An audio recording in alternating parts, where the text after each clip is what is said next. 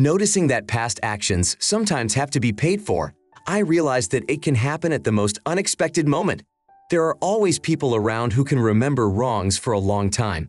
It is impossible to predict when they will decide to take revenge. When a person decides to take revenge, they can go all the way without seeing any boundaries. The story I am about to tell illustrates this well.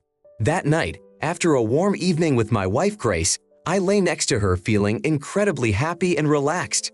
The room was quiet, Grace breathing softly beside me.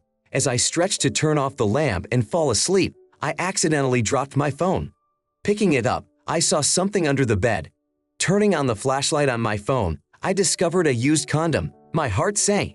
Grace and I didn't use condoms since she was on birth control and we weren't planning on having kids.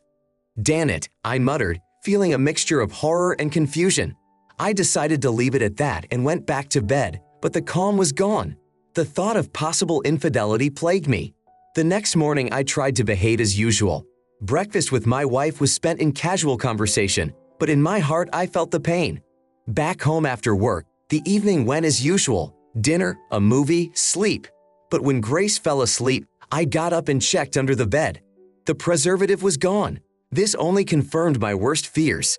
Lying in bed, I contemplated my next steps. My name is Gregory Alvarado, and I'm an engineer.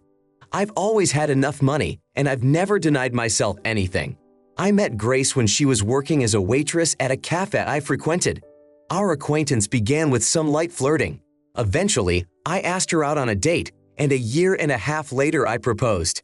After our engagement, Grace quit her job and began to delve into spiritual practices and meditation, which later became a source of income for her. She organized groups for women who were tired of routine and experiencing mental health difficulties. Through spiritual practices, Grace helped them find themselves again. In addition, she paid attention to her physical fitness, counted calories, and went to the gym regularly. I restricted her contact. Men were forbidden to participate in her classes, and initially Grace accepted this. However, as her popularity on social media grew, she began to attract the attention of a male audience as well. To meet the demand and not violate my terms, she started running separate courses for men online. I was skeptical but didn't object. As time went on, Grace expressed her desire to create a separate group for men, which could increase her income. I didn't like this proposal, but we found a compromise. Grace offered me to attend her men's classes under the guise of a regular participant. I was strongly against it, but her confidence and enjoyment of teaching the classes made me reconsider. I decided to support her. The first few classes went well. Although I was not a fan of spiritual practices, I agreed to sacrifice my Saturday mornings for my wife's peace of mind and support. After a few months of attending classes, I realized there was nothing to worry about. The courses were filled with mature, successful men, most of whom were already married. During that time, I managed to get to know 10 regular participants. That's how I decided I didn't need to take any more classes and began to trust my wife completely. It's her job, after all, which she enjoys, and I didn't want to be the controlling husband. 6 months after I stopped taking classes, I was lying in bed trying to figure out if there was a connection between my wife's classes and the condoms found under our bed. It seemed to me that the next few weeks were going to be very interesting. The next day, I contacted Steve. This was an acquaintance of mine who was good with computers. I asked him where I could buy surveillance equipment, including video cameras and listening devices. It cost me a couple thousand, but I was sure it was worth it. While Grace was in the lobby, I went home and set up the cameras with a recording device. It was important for me to see if my wife was cheating on me or if the condoms were just an accident. When Grace returned, I went to her car and installed a listening device directly into the passenger compartment. Then went back into the house. When we sat down to dinner, I asked Grace how her day was and how work was. She replied that she would be teaching a class for a group of men tomorrow. "Oh, that's cool. I'd like to go too," I blurted out in surprise, wanting to see her reaction. "Yeah, no problem. We'll go at 9 a.m. like we always do," she replied without a shadow of a doubt. I thought to myself that I didn't want to go the next day, but when Grace woke me up in the morning, I still went with her to practice. In my head, I found an excuse to go to practice. I was interested to see how the group of men had changed and how many new faces there were. To my surprise, most of the attendees were newcomers, which made it difficult for me. After the training session, I introduced myself to the new participants as Grace's husband. I mentioned that I sometimes attend her classes. No one threw suspicious looks at me. Everything seemed quite normal. We returned home and spent the rest of the day there. Grace behaved as usual. I tried not to arouse suspicion, although I felt uneasy. My discovery under the bed continued to bother me. For the next 2 weeks, nothing happened. There were no signs or hints of cheating. Grace didn't drive anyone around in her car or say anything suspicious while I was at work. I felt like I was wrongfully accusing my wife. I needed to stop spying on her. However, one night, after Grace fell asleep, I went down to the living room and opened my laptop to review the tapes. It took about 2 hours. Although the security cameras were easy to view, the listening device in the car was causing problems. At one point, I came across an interesting conversation between my wife and a man. The conversation was brief. She was saying, "I'll be at your place in a couple minutes. I'm already approaching the plaza." There was a hotel on this square, just 10 minutes away from the gym where Grace usually worked out. That was an important clue for me. I decided to check with the hotel to see if any rooms were booked in my wife's name. However, I was not provided with such information. I contacted my friend Steve again, who explained that I had 2 options, both of which were illegal: hack into the hotel system to access all guest information or bribe the receptionist for that information. The second option seemed more acceptable, so I decided to start there. On Monday, when my wife had the day off and went to the gym, I went to the hotel to try to find out the details. The receptionist turned out to be a young woman, probably a student. At first, I offered her $500 for information on all the hotel's customers for the past month. She, however, threatened to call the police and demanded that I leave the hotel immediately. Despite her demand, I persisted, and eventually the receptionist contacted the owner of the hotel. The owner, Donald, a man about 40 to 45 years old with a beard, invited me to meet him at the cafe. He learned from the receptionist that I was trying to get personal information on guests. At the cafe, he began to question why I wanted this information. Before I even had a chance to answer, he bluntly asked if I suspected my wife of cheating. "Yes, how did you figure that out?" I asked. He replied that I'm not the first person to come in with such inquiries. He explained that about 80% of their regular guests are lovers who rent rooms by the day. The hotel attracts them with democratic prices. I told him that I had been watching my wife through hidden cameras and listening devices for 2 weeks now, but it hadn't gotten me the results I needed, other than a tip-off about the hotel. The owner offered to help, but first asked for a picture of my wife and information about the days she was usually away from home. He also mentioned that I would need to cover the potential lost profits for 6 months. After a brief pause, I agreed to his terms and provided the necessary data. According to my wife, Tuesday and Thursday were her busiest days. I also handed Donald a picture of Grace. After saying goodbye, he promised to contact me in a few hours when he had analyzed all the information. I headed home and called Grace. "Hi, honey, I'm on my way home. Do you want me to buy something?" I asked. "No thanks, honey. I'm still at practice and will be home in a couple hours," she replied. I arrived home and started checking the security footage as usual, but found nothing suspicious. However, 20 minutes after I got home, Donald called. "Gregory, sorry to bother you, but your wife is now meeting with Mr. Bauer, who books a room at our hotel at least 3 times a week," he said. I couldn't listen any further and jumped out of the house. Without a second thought, I got into my car and drove to the hotel. Upon arrival, I didn't see Grace's car, but I was met by Donald. He held out a picture to me. "Is this your wife?" he asked. In the picture, Grace was walking hand in hand with Peter. I recognized him immediately. Although I didn't know his last name, the picture was enough for me. This man had been present in the class since it had gone offline. I was shocked, for he was married. I had talked to him several times and he had told me this himself, so I would never have thought of such a thing. Then Donald held out another document to me. "We've analyzed their visits over the last few months. If they stop visiting our hotel, we lose $5,000. You have to pay that," he said, pointing to the discounted amount. I was in complete shock at Donald's words. While he was talking about money, my only desire was to go into the room. "No, that's not how it works. First the money, then the room keys," he insisted. "What if I pay part of the amount now and the rest later? Would that be acceptable?" I asked, trying to negotiate. No, why don't you take my job not seriously? If you pay the full amount at once, we will include security and a videographer, he said, pointing to the receptionist, who he said was also a videographer. This was beginning to annoy me. He seemed to be intentionally wasting time. I scolded him and angrily headed to the hotel, but I was met at the entrance by a security guard who told me I was not allowed to enter. I turned around and saw Donald standing motionless and poking his finger at his watch, signaling that I needed to pay immediately. I pulled out $2,000 in cash and said, the rest after I withdraw the money from the ATM. Now the rate is $1,500 higher, so you'll have to pay another $4,000, he stated. Are you out of your mind? Why this sudden increase? I asked angrily, unable to contain myself. When I offered you $5,000, that was before I ran into your problems. Now you'll have to pay extra for it, he replied. Hell, fine, I'll take it, but please give me the key and tell me the room number, I said, agreeing to his terms. Go ahead, just make sure you don't involve the police, he added.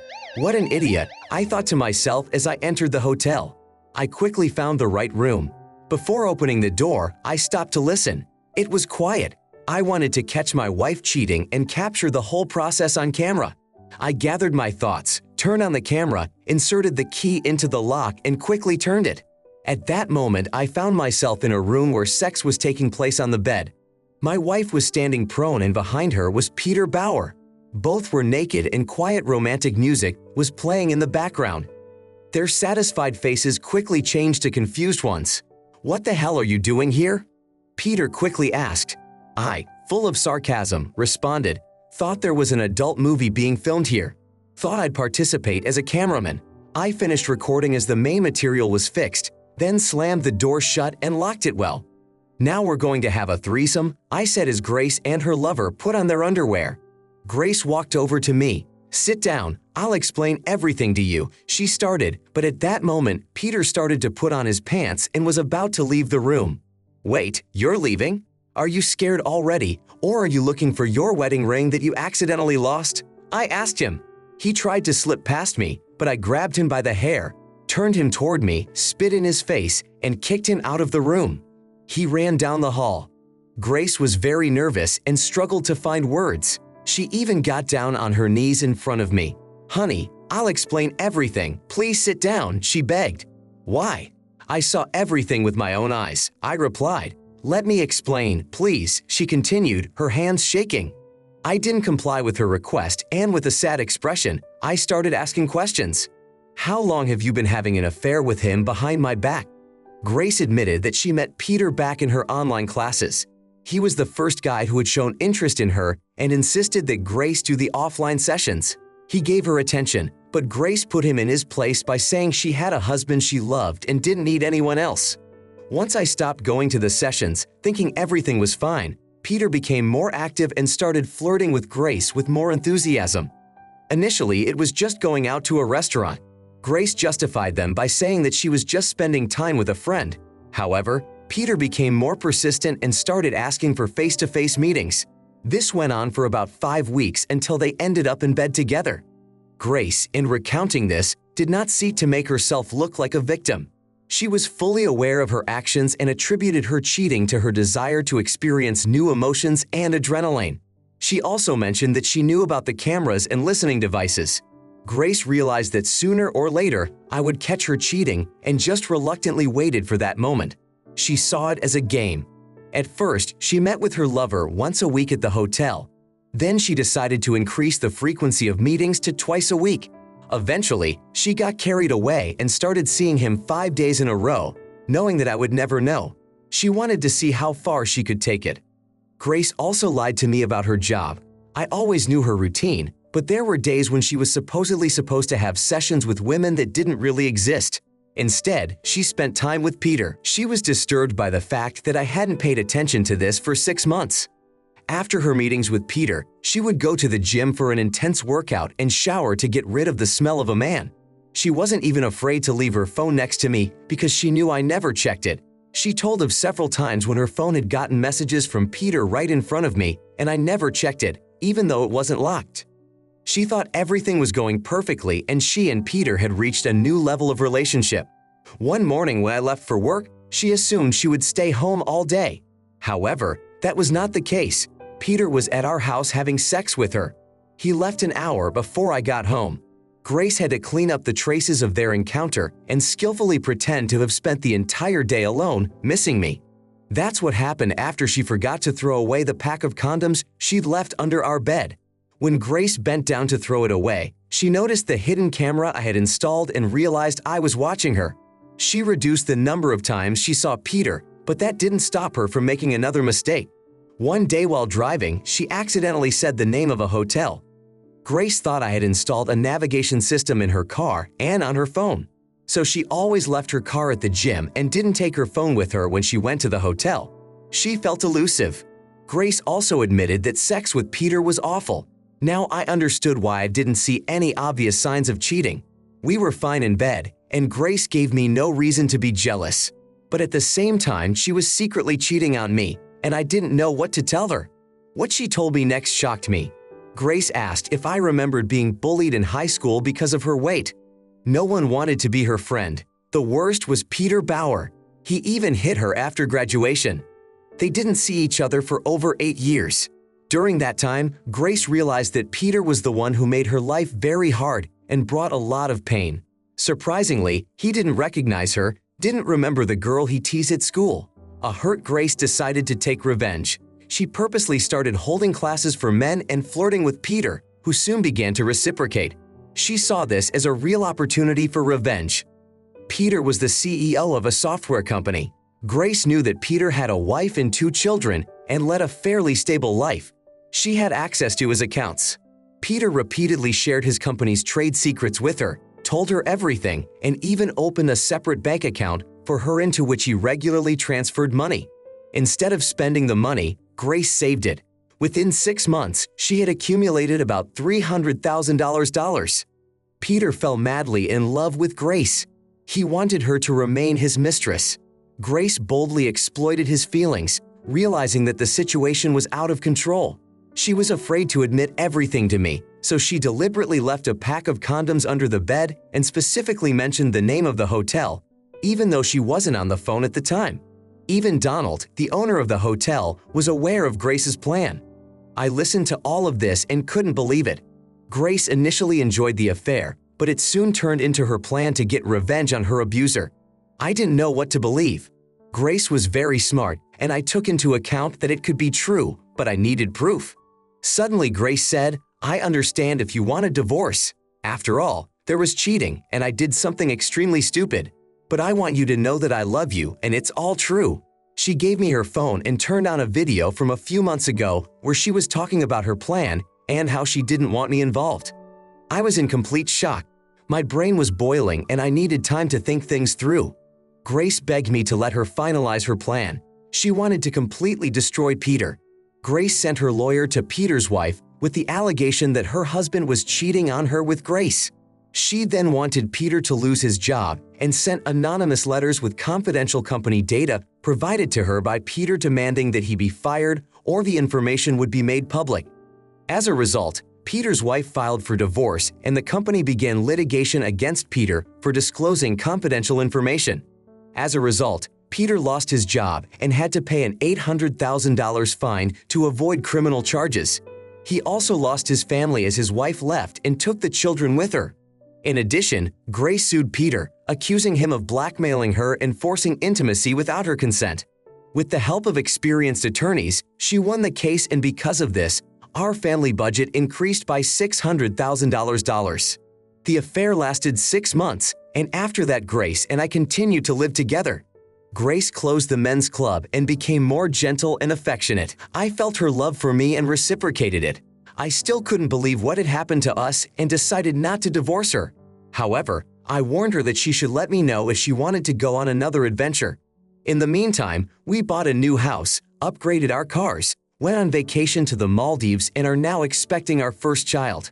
All is going well, and that's the end of the story. Share your opinion in the comments about this story. We'd love to read it. Also, don't forget to put a like and subscribe to our channel so you don't miss new exciting stories. Good luck! Thank you so much for watching my video and your time. Please subscribe to my channel and click on the bell button. Also, I am very interested to know your personal opinion about the story. You can write it in the comments. I will definitely read it and reply to you personally.